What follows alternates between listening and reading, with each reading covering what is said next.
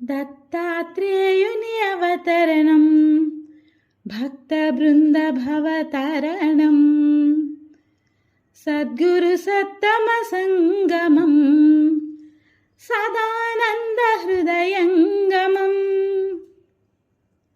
అలవొకనాడు అనంత విశ్వమున అద్భుతమే జరిగింది. పరమ పతివ్రత ఎవరని పార్వతి పరమేశుని అడిగింది.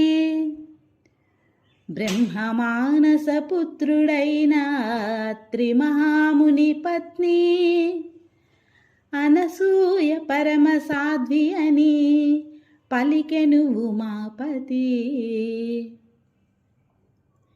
అది విని రగిలిన ముగురమ్మలు అసూయా జలధిని మునిగి అనసూయనే పరీక్షింపగా తమ తమ పతులను పంపిరి. అతిథి రూపములు దాల్చిన మూరు మూర్తుల నాసతి కొలిచినది. దిగంబరముగా వడ్డింపుమనిన దిక్పతులను చూచి దిగ్భ్రాంతి చెందినది.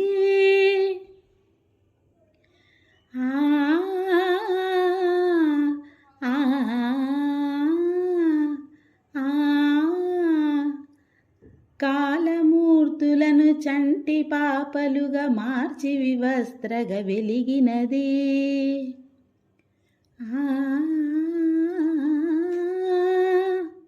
పరమ సాధ్వి పరమాత్మలకే పాలు ఇచ్చి పాలించినది.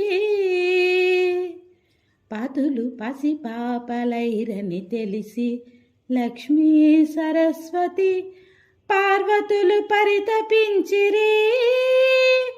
గొల్లు మనుచుపతి భిక్ష పెట్టమని కొంగు చాచి యాచించిరి. ముగ్గురు మూర్తులను ముగ్గురమ్మలకు ఇచ్చి అనసూయ అత్తయైనది. బ్రహ్మ విష్ణు పరమేశ్వరుల అంశ అత్రిముని దత్తమైనది. అత్రిముని దత్తమైనది. సృష్టి స్థితి లయ కారకులు బ్రహ్మ విష్ణు పరమేశ్వరులు ఒకే దేహమున వరలగా